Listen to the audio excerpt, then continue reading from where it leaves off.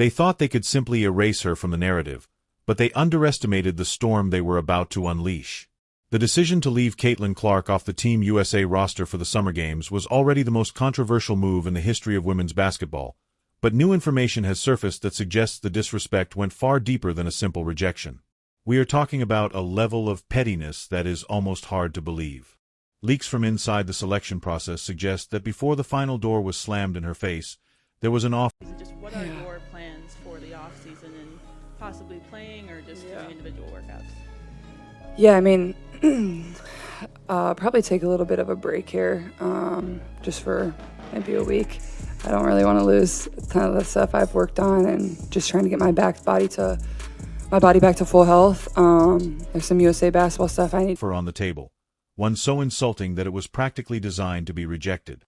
Rumors are swirling that league officials considered offering Clark a spot as a glorified alternate, but with a catch that hit right at the core of her identity.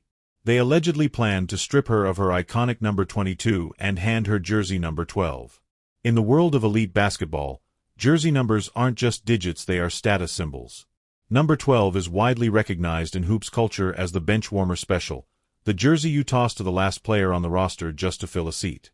It was an offer so laced with disrespect that it allegedly triggered a massive revolt behind the scenes, with players like Sophie Cunningham, an athlete known for her fire and grit, reportedly stepping up and refusing to play along with the league's messy politics.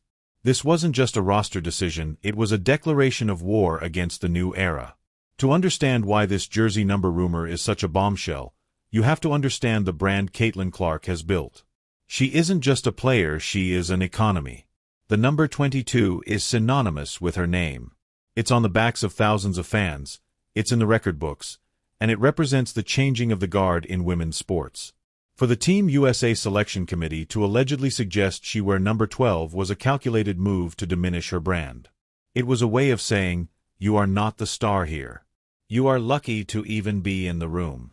This aligns perfectly with the gatekeeping narrative we have seen all season long. The established veterans, the old guard, have been incredibly resistant to handing over the keys to the kingdom. If Clark had accepted a spot wearing number 12, she would have been visually submitting to the hierarchy, accepting her role as a backup to players like Diana Taurasi and Brianna Stewart. It would have been a visual representation of the reality check Taurasi promised her before the season started. But what the committee didn't expect was that other players in the league, players who have ground their way up from the bottom, would see this for exactly what it was, bullying masked as protocol. The shock waves of this decision were immediate, but the entrance of Sophie Cunningham into this narrative changes everything. Cunningham is a Phoenix Mercury standout, a player who has never backed down from a fight, and has often played the role of the villain in the eyes of opposing fans. She is tough, she is vocal, and she knows the game inside and out. For her to allegedly take a stand against the treatment of Clark signals a massive shift in the locker room dynamic. The media loves to paint a picture of Caitlin Clark versus the WNBA, assuming that every veteran player hates the rookie. But Cunningham's reported frustration with the politics proves that there is a faction of players who are sick of the gatekeeping. They see the writing on the wall. They know that Clark is the tide that lifts all boats. By treating the league's biggest asset with such blatant disrespect, offering her a scrub number and an alternate spot, the powers that be are jeopardizing the growth of the entire sport. If the rumors are true and players are quietly protesting or refusing to engage with the national team's promotional narratives because of this, it means the league has lost the locker room. But to truly grasp the gravity of this insult, we have to look at the timeline of the snub. When the roster was announced, the excuses given by the committee were flimsy at best. They talked about experience, seniority, and defensive chemistry. They claimed they needed players who had been through the fires of international competition. Yet, when you look at the stats, when you look at the sheer offensive production Clark brings, those excuses crumble. The decision was personal. It was political. And the jersey number 12 rumor is the smoking gun that proves it. It suggests that they were willing to include her, but only if they could humble her first. They wanted her production without her shine. They wanted to use her name to sell tickets, but force her to sit on the bench wearing a number that signifies irrelevance. It is a classic hazing tactic, the kind of thing you expect in a high school cafeteria, not at the highest level of professional sports. And this is exactly why the backlash has been so severe. The fans aren't stupid.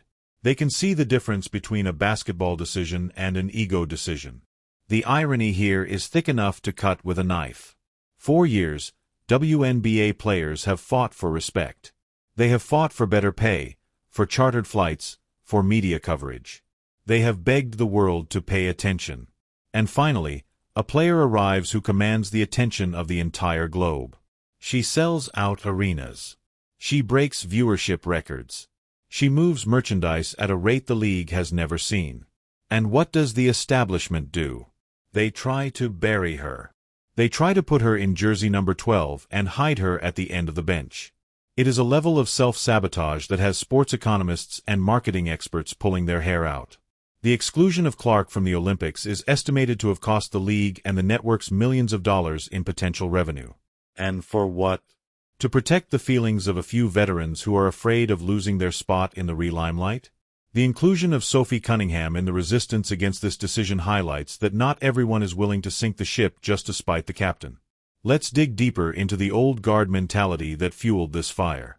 Diana Taurasi, a legend of the game, has been the face of this resistance. Her comments about reality is coming were seen by many as a warning shot, a declaration that the veterans were not going to make it easy for the rookie, and they haven't. From hard foe. The role of Sophie Cunningham in this saga cannot be overstated. We often view sports through the lens of individual rivalries, but the real story is often about alliances. Cunningham represents the grinder mentality of the WNBA. She isn't a media darling, she fights for every inch of respect she gets. If the reports are true, and she is disgusted by the way Clark was treated, it validates the feelings of millions of fans who feel the same way. It shows that this isn't just crazy fan theories, it shows that inside the league, there is a recognition that things have gone too far. The refusal to play narrative might not mean she is literally sitting out games, but it suggests a spiritual boycott of the hazing culture. It is a refusal to be complicit in the systematic tearing down of a generational talent. It sends a message to the league office. We are watching, and we don't like what we see. We also have to talk about the selection committee itself. Who are these people, and why do they feel so comfortable making decisions that seem to actively harm the growth of the sport? The committee is made up of former players, coaches, and administrators, people deeply embedded in the WNBA's history. They are the gatekeepers. They view the national team as a reward for years of service, a gold watch for a career well spent. They don't view it as a marketing vehicle or a showcase of the current best talent. This disconnect between the basketball purists and the business reality is what caused this train wreck. They thought they could leave Clark off the team, and the world would just nod and say, okay, she needs to wait her turn. They completely misread the room. They didn't realize that for the new wave of fans, Caitlin Clark is the WNBA. Leaving her home is like hosting a concert and telling the headliner to wait in the parking lot. And what about the jersey number itself? Why does number 12 sting so much? In the psychology of sports, numbers are identity. Michael Jordan is 23, Wayne Gretzky is 99, Caitlin Clark is 22. To offer her any other number is an attempt to strip her of her identity. But to specifically offer a number associated with the end of the bench is a specific type of psychological warfare. It says, you are replaceable. It is a microaggression on a macro stage. It's the kind of thing that gives players a chip on their shoulder that lasts a lifetime. If this rumor is true, the committee didn't just make a roster decision, they created a monster. They gave Clark all the motivation she will ever need to destroy every record in the book. And when she eventually does make the Olympic team 4 years from now, you can bet she will be dictating the terms, not them. The fallout has been a PR nightmare for USA Basketball.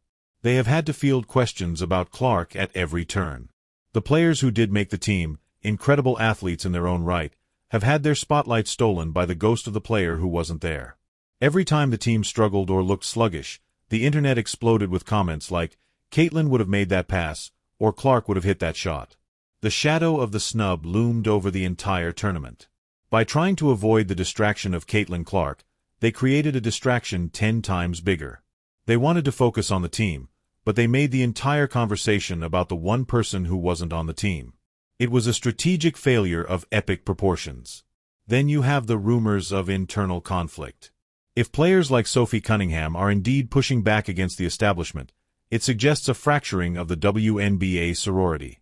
For a long time, the league was a tight-knit group, us against the world. But now, with money flowing in and attention skyrocketing, cracks are forming. There are the haves and the have-nots. There are the players who benefit from the Clark boom and the players who resent it. The Jersey Nobra 12 incident is likely just the tip of the iceberg. It is a symptom of a much larger disease, envy. It is hard to watch someone come in and get everything you worked 10 years for in 10 minutes. It's human nature. But it is the job of the league to manage those egos, not to indulge them. The league failed. They let the inmates run the asylum, and the result was a public relations disaster. Let's pause and consider the fan perspective. The Caitlyn cult, as her detractors call them, are not just casual viewers, they are rabidly loyal. When the news of the Jersey insult leaked, it was like throwing gasoline on a fire. Fans began canceling subscriptions, returning merchandise, and flooding social media with demands for accountability. They feel protective of Clark because they see her as an underdog despite her dominance. They see a young woman being targeted by a jealous establishment, and they are rallying to her defense. This is why the Sophie Cunningham angle is so interesting. It gives the fans an ally on the inside. It tells them, you aren't crazy, even the players think this is messed up. It validates the anger. It creates a narrative of the people, plots. Sophie. Prun.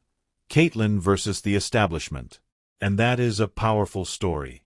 But we have to ask, was there ever a legitimate basketball reason for the snub? The committee pointed to Clark's turnover rate and her lack of defensive experience. And, sure, those are valid critiques for a rookie.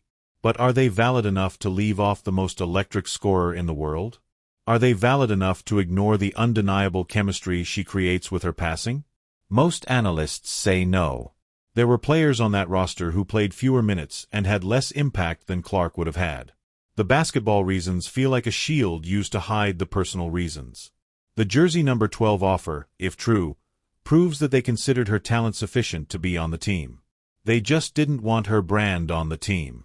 They wanted her as a backup, a quiet participant, not the main event. And when it became clear she was too big to be small, they cut her. The long-term consequences of this are going to be fascinating. How will this affect the next generation of players? Will they see how Clark was treated and think twice about joining the WNBA?